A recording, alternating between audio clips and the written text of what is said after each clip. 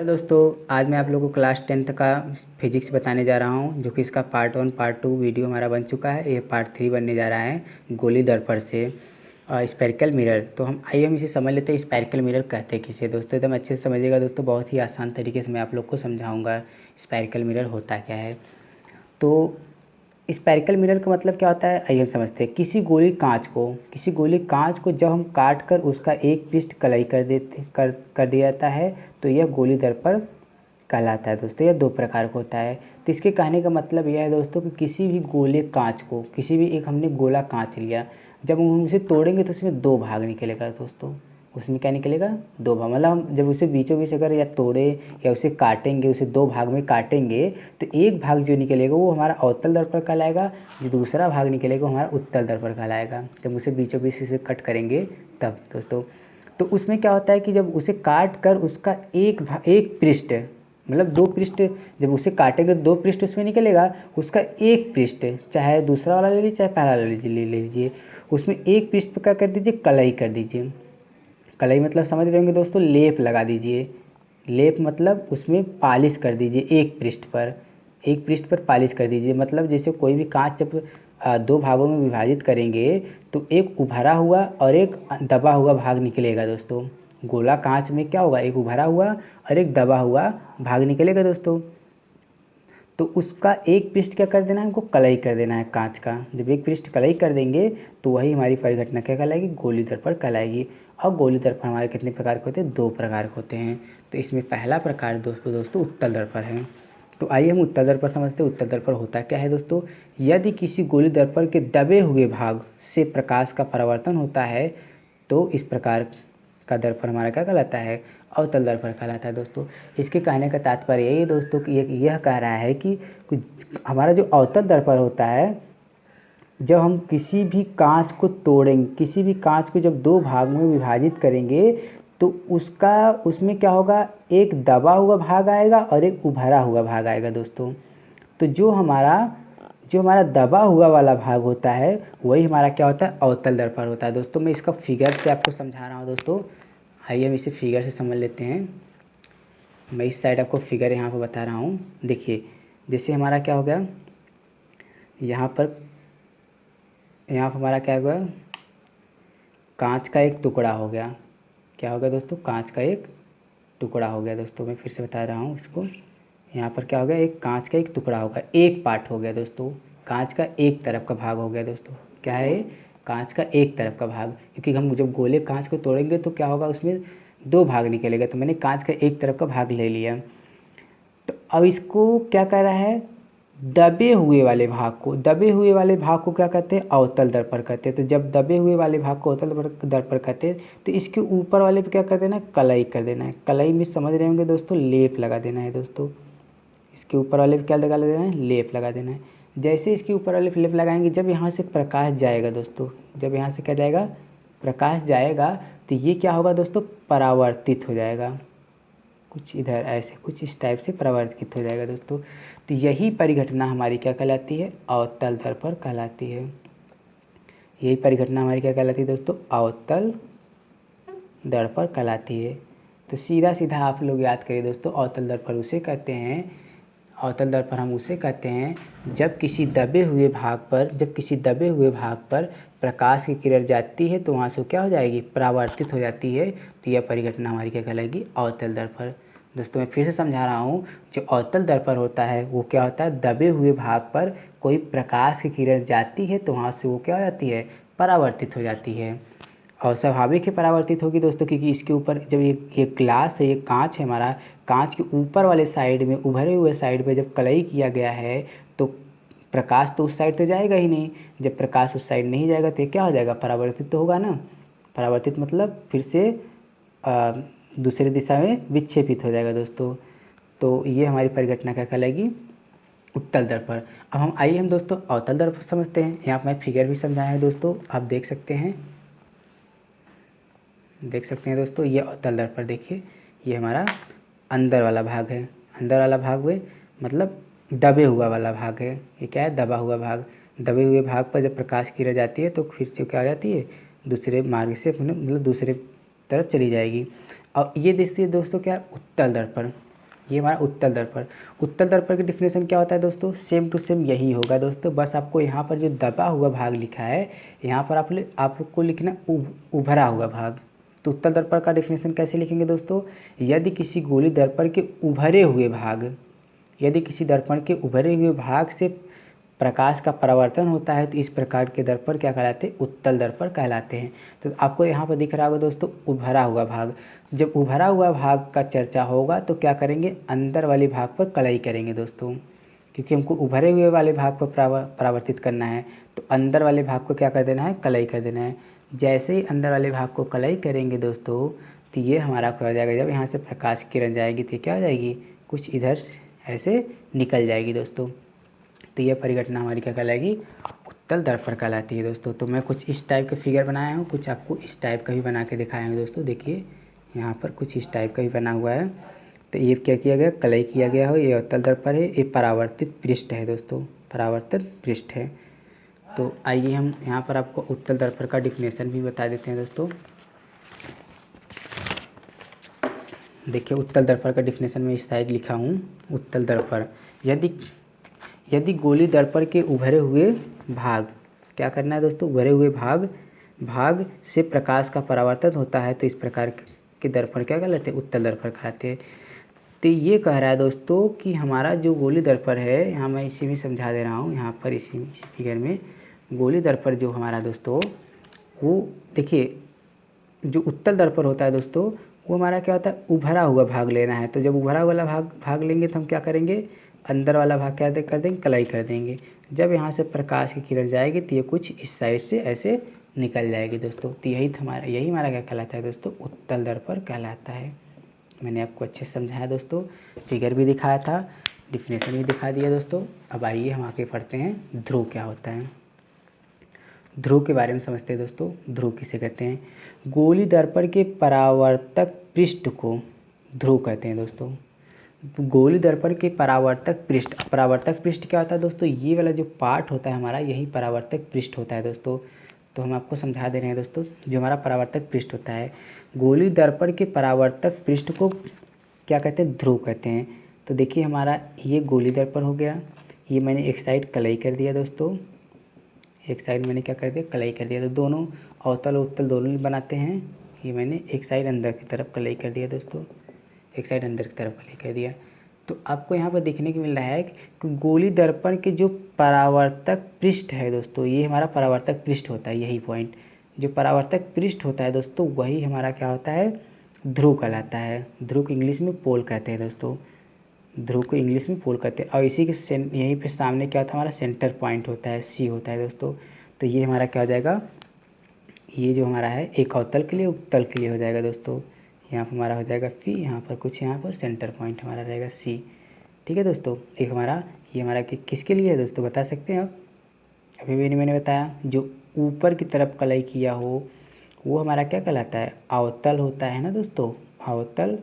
और जो अंदर की तरफ कलई किया होता है वो क्या होता है, अंदर की तरफ, वो हमारा होता है उत्तल दर्पण। ये भी मैंने पहले आपको बताया, उत्तल दर्पण।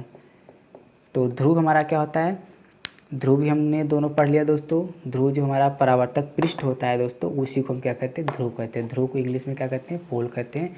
यहाँ पर जैसे मैंने आपको यहाँ पर डिफिनेशन भी या फिगर भी मैंने बनाया है दोस्तों।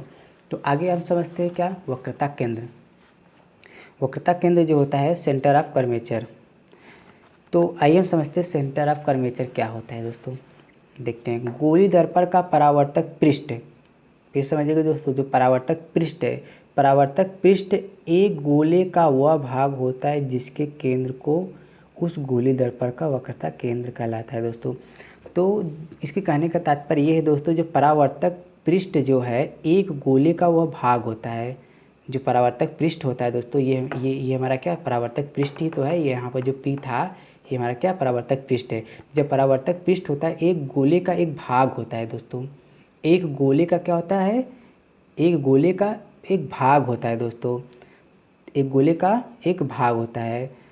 तो उस जो भाग होता है जिसके केंद्र को उस गोली दर्पण का वक्रता केंद्र कहते हैं दोस्तों।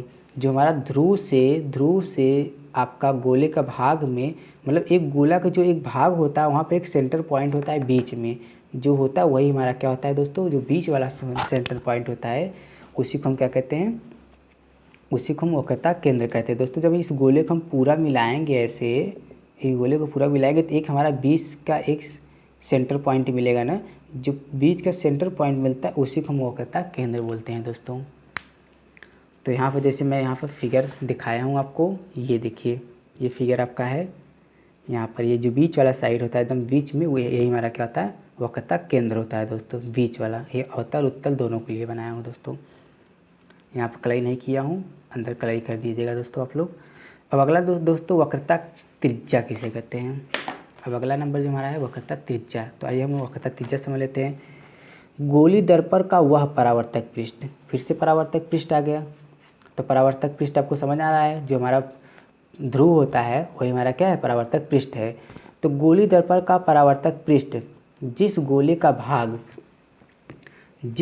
का भाग होता है उसकी त्रिज्या को उस गोली दर्पण की वक्रता त्रिज्या कहलाती है दोस्तों।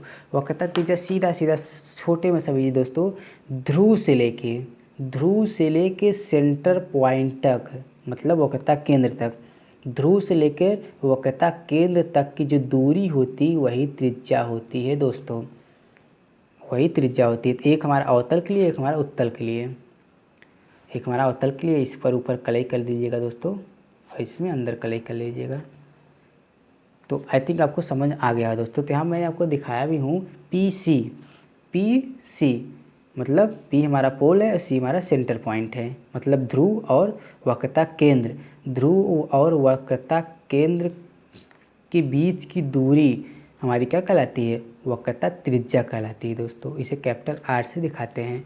तो क्लियर, अच्छे से आपको इसे समझ आया होगा दोस्तों इसका। अब आगे हम आप लोग को बताते हैं, इसका स्क्रीनशॉट ले लीजिए आप लोग एक बार, फिर आगे आपको बता रहे हैं दोस्तों। अब अगला नंबर जो हमारा है दोस्तों वो हमारा मुख्य अक्ष है। अब आप लोग को क्या बताएंगे, मुख्य अक्ष। तो आइए हम समझते हैं मुख्य अक्ष क्या होता है दोस्तों। मुख्य अक्ष जो होता है हमारा प्रिंसिपल एक्सिस, इंग्लिश में क्या बोलते हैं इसे, प्रिंसिपल एक्सिस बोलते हैं। तो समझ लेते हैं। गोली दर्पण, फिर से गोली दर्पण आ गया। गोली दर्पण के ध्रुव और वक्रता त्रिज्या, मतलब जो गोली दर्पण होता है उसका ध्रुव और वक्रता त्रिज्या, मतलब पी और आर से गुजरने वाला, मतलब उसके ऊपर से गुजरने वाला एक सीधी काल्पनिक रेखा उसका मुख्य अक्ष कहलाता है दोस्तों। तो आपको समझ आ गया होगा दोस्तों ये क्या कह रहा है। तो हम क्या करते हैं, पहले एक गोली दर्पण ले लेते हैं दोस्तों। क्या कह रहा है दोस्तों, कह रहा है कि गोली दर्पण, क्या कह रहा है, गोली दर्पण। तो मैं एक क्या ले लिया, एक अवतल के लिए गोली दर्पण ले लिया, ठीक है दोस्तों। इसके ऊपर क्या कर दिया मैंने, मान लीजिए कलाई कर दिया। चलिए कलाई मत करिए, छोड़ दीजिए ऐसे। गोली दर्पण ये हमारा क्या है, ध्रुव है, और ये हमारा क्या है, केंद्र है, सेंटर पॉइंट केंद्र है। तो क्या कर रहा है, गोली दर्पण और क्या कर रहा है, वक्रता त्रिज्या से गुजरने वाली रेखा, यहाँ पे से गुजरने वाली रेखा, ये ऐसे गुजर गई पूरा दोस्तों, उस तरफ नहीं जाएगी। से गुजरने वाली रेखा मतलब ध्रुव से वक्रता केंद्र पर से गुजरने वाली रेखा, कौन सी रेखा, काल्पनिक रेखा हमारी क्या कहलाएगी, मुख्य अक्ष कहलाएगी दोस्तों। यहाँ पे लिख लीजिएगा मुख्य अक्ष। और इसे उत्तल के लिए भी बना सकते हैं दोस्तों। यहाँ पर P, यहाँ पर C, यहाँ पर एक सीधा एक रेखा बना लेती है, हमारा क्या हो जाएगा, मुख्य अक्ष हो जाएगा दोस्तों, जैसा कि मैंने आपको यहाँ पर फिगर में दिखाया है दोस्तों। आपको दिख रहा होगा दोस्तों, यहाँ पर देखिए मुख्य देखिए यहाँ पर क्या हो गया, पोल है हमारा, ध्रुव है, और यहाँ पर सेंटर पॉइंट, यहाँ पर क्या है, सेंटर पॉइंट है, वक्रता केंद्र है दोस्तों। तो यही बताया है, ध्रुव और वक्रता केंद्र से गुजरने वाली एक काल्पनिक रेखा हमारी क्या कहलाएगी, मुख्य अक्ष कहलाएगी। तो जो एक सीधी रेखा, काल्पनिक रेखा मुख्य अक्ष और वक्रता केंद्र और ध्रुव से गुजरती है, वही हमारी क्या कहलाती है, मुख्य अक्ष कहलाती है दोस्तों। आई थिंक आपको समझ आ गया होगा दोस्तों। अब आगे हम समझते हैं मुख्य फोकस किसे कहते हैं। मुख्य फोकस जो होता है दोस्तों गोली दर्पण में प्रिंसिपल, तो आइए हम समझते हैं गोली दर्पण के मुख्य अक्ष के समांतर, मुख्य फोकस क्या होता है, ध्यान समझिएगा दोस्तों।